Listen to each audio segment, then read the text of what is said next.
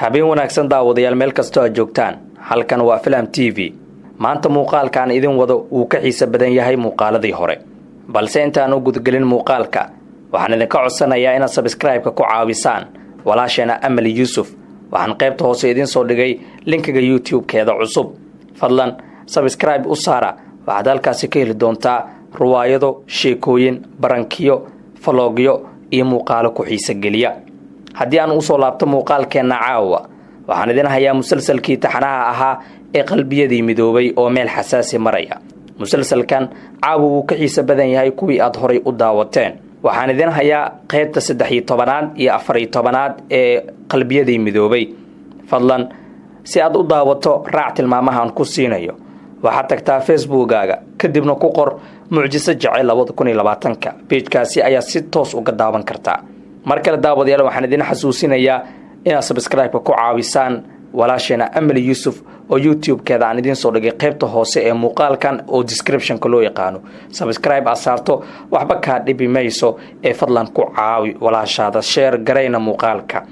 markaan ka tagano qalbiyadii midoobay waxaan idin hayaa sheekooyinka musalsalada waxaan idin soo gudbinayaa caawa macluumaad ku saabsan Sehrat Tumler oo ay Soomaalidu u taqaano Hazar Sodoglo wuxuu ku jiraa musalsalka Soomaalidu ay u taqaano ee aadka ay u jecel yihiin ee Miiraan iyo Rayaan ama taxanaha Hirkaay Sehrat Tumler wuxuu qayb ka yahay jilaayaasha lafdhabarta u ah taxanaha Hirkaay ama musalsalka Soomaalidu ay u taqaano Miiraan iyo Rayaan wuxuuna taxanaha ku matalayaa aaba wiilkiisa laga qariyay jiritaankiisana aanan ogeyn balse taasi bedelkeeda cadow looga dhigayo isagoona sidoo kale soo korsanaya misna aabo u noqonaya atirishada taxanaha ee Rayaan haddaba waxaan halkan idinku soo bandhigayaa dhowr macluumaad oo xidigan ku saabsan magaciisa saxda waa Sehrat Tumler balse musalsalka wuxuu ku jilayaa magaca Hazar Sodoglo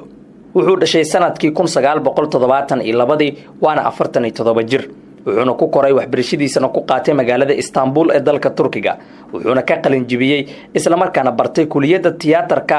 sanadihii 1995 ilaa 1997 wuxuu fan iyo jiliinba ku soo biiray sanadkii 1996 isagoon isla waqtigaasi arday ahaa filimkiisii ugu horeeyay wuxuu jilay 2004 wuxuuna ku guuleystay abaalmarino dhowr ah waxaana kamid ah abaalmarinta jilaaga ugu fiican Istanbul haatan wuxuu qayb ka yahay taxanaha Hirkaay ama musalsalka loo yaqaano Miiraan iyo Rayaan isagoona doorkiisa udub dhaxaad u yahay taxanaha maadaama cadaawada Aziza ay isaga ka bilaabatay sidoo kale waxaan idin hayaa qaybtii inoo dhinayd ee 11 xidig ee sameeyay musalsalada kuwaasoo hela lacag ka badan qaar kamid ah jilaayaasha bulwadka bil kasta 4 actor ayaan xalay idin soo gudbiyay balse caawa waxaan idin soo gudbinayaa 7 actorka shanaad waa Ronit Roy kani waa actorka ay sida weyn u jeceshahay gabadha qarash gareesha aflaamta iyo musalsalada ee Qeybta Kabuur maadaama musalsalada ay soo saaraha uu ka yahay badana uu actorkan qayb ka yahay Ronit Roy waa actor u dhaxeeya musalsalada iyo bulwadka isagoon halkii xalqo ka hela lacag dhan RS 1.25 lac actorada lixaad waa Sakshi Tanwar waa shakhsi kale taasoo badanaa la shaqeysa Qeybta Kabuur Sakshi Tanwar waxaa lagu xasuustaa doorkeeda filimka Dangal iyadoona filimkaasi ku jilaysay Amir Khan xaaskiisa atirishadan ayaana waxa ay halkii xalqo ku qaadataa 80,000 oo rupees ah actorka toddobaad waa Ram Kapoor ninkan caanka ah sidoo kalena aan laga weynin musalsalada Qeybta Kabuur ayaa waxa uu badana ka soo muuqda aflaamta bulwadka iyadoona filimkii ugu dambeeyay uu keeno ay ahayd filimkii Bar Deeqo isagoona door aabe ugu jilaya atirishada Katrina Kaif sidoo kalena Ram waxa uu sumcad ku dhexleeyahay dhanka iyo musalsalada atirishada sideedaad waa atirishadan quruxda badan waxaana lagu magacaabaa Darashti Dami atirishadan dadka Soomaalidu si weyn ay ugu xasuustaan musalsalkii caanbaxay ee Giid waxa ay kamid tahay atirishooyinka ugu mushaarka badan musalsalada ka baxa TV-yada iyadoona sidoo kale ku caanbaxday doorkeeda Rani ee musalsalkii Ekta Raja waxaana atirishadan halkii xalqo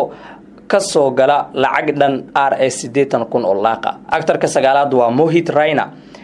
actorkan diyaarsan sidoo kalena sameeyay dhowr musalsalo sida Devonki ayaa waxa uu soo galay liiska actorada ugu mushaarka badan isagoon halkii xalqo ka hela lacag dhan RS 1 lac actorka kale waa Shifaji Satham aktarkan waxa lagu xasuustaa aflaamo badan oo bulwad ah isaguna inta badan waayihiisa aktarnimo la soo shaqeeyay aktarka Sanjay Dutt isaguna la sameeyay filmo badan oo caan baxay aktarka ugu dambeeya waa Mishal Raheja kana waa mid kamid ah aktarada ugu caansan dhankii musalsalada aktarkan labada jecel yahay waxa uu keenay dhowr musalsal oo caan ah sida Lagi Tujhase waxa halkii xalqo lagu siiyaa mushaar dhan RS 1.6 laaq ah daawadayaal waad ku mahadsantihiin daawashada muuqaalkan fadlan mar kale waxaan idin xasuusinayaa subscribe-ka ku caawiya walaasheena Amal Yusuf oo aan YouTube-kada cusub idin soo dhigay qaybta hoose ee muuqaalka linkiga hal linkiga ku dhufo kadibna YouTube-kada ku geyn doona halkaas ayaad kala socon doontaan waxyaabo badan ay idin soo gudbin doonto subscribe-ka ku caawiya oo halaga xasdin